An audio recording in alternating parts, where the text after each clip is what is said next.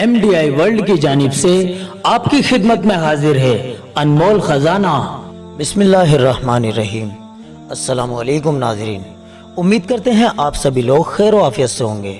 नाजरीन, अनमोल खजाना के एक और नए एपिसोड में आप सभी लोगों का तहे दिल से इस्तकबाल है।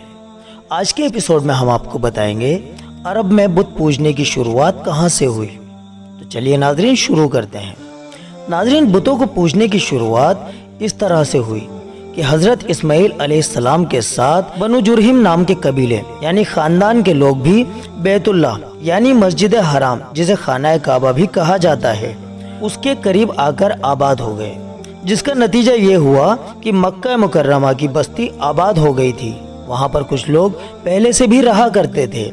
अब बाद में हुआ यूं कि बनु जुरहिम के लोगों की उन लोगों से लड़ाई हो गई जो मक्का मुकर्रमा के पास पहले से रह रहे थे। इस दूसरे कबीले वाले लोगों ने बनु जुरहिम कबीले के लोगों को वहां से निकलने पर मजबूर कर दिया।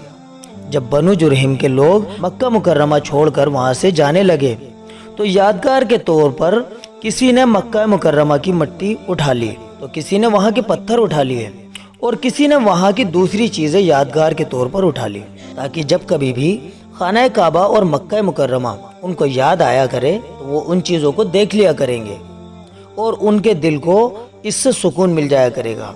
जब ये लोग दूसरी जगह पहुंचे तो उन्होंने मक्का मुकर्रमा शहर की मिट्टी और वो चीज़ें जो उन्होंने वहां से उठाई थी उनको उन्होंने अपने पास बहुत ज़्यादा संभाल कर रखा और उनकी बहुत ज़्यादा हिफाजत करते थे।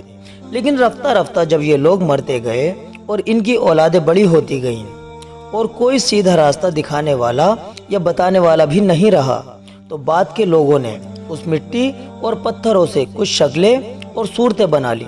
ये सूरतें अब बुतों की शक्ल में तैयार हो गईं। फिर जिसका डर था वही हुआ।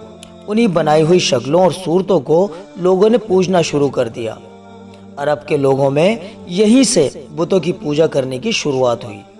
इस्लाही खुतबात जिल्द नंबर 5 पेज नंबर 226 मजहरी नाम की एक किताब में है, जिसमें एक भरोसेमंद किताब के हवाले से लिखा हुआ है कि कुलाब बिन मर्रा जो रसूल अल्लाह सल्लल्लाहु अलैहि वसल्लम के नसब में तीसरे दादा हैं, वो शुरू से ही हजरत इब्राहीम अलैहिस्सलाम के दीन के पाबंद थे।